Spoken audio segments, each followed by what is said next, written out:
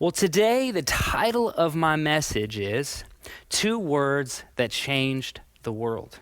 And these two words were actually spoken by Jesus in Matthew chapter 4, ultimately to 12 disciples.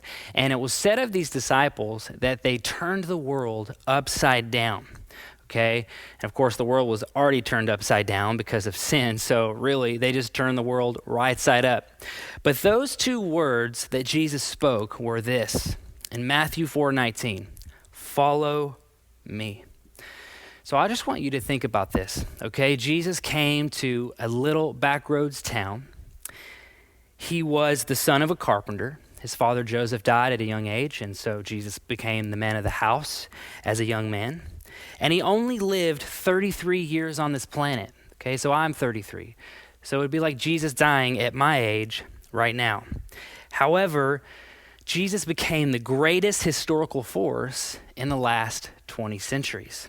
Okay, so everything that Jesus did, the things that he said, has been relevantly impacting millions of lives to this present day. Okay, 33% of the global population today profess Jesus as Savior and Lord. And furthermore, we learn about the disciples in Acts 4:13. They were unschooled, ordinary men. Okay, the King James Version says they were ignorant and unlearned. Okay, so they weren't educated.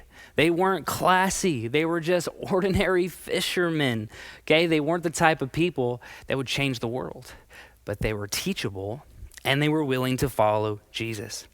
Just to gain a little more perspective, in the first century, Christians were facing extreme persecution, okay? They were fed to lions. They were boiled in water. They were hung on crosses. The emperor of that time, Nero, supposedly he set Rome on fire so that he could blame Christians and have a right to persecute them. Okay, Christians were literally hunted by the government in the first century. Okay, and so despite the marginalization or persecution, and this has been true throughout the centuries, Christianity flourished. Okay, so how does unschooled, ordinary men, how does ignorant and unlearned men turn the world upside down? Well, they had an encounter with something that is real. Rather, they had an encounter with someone who was real. John 1:4 tells us that there was life in him, life that made sense to human existence. And so today, I hope that as you give your life to apprenticeship to Jesus, as you say yes to following Jesus, that your life too would be turned right side up because you would discover there's life in Jesus, okay? Life that makes sense to human existence. But not only your life, right? That your family life would be turned right side up, that your workplace would be turned right side up, your community, okay? The invitation to follow Jesus not only change the world, but it will change your world.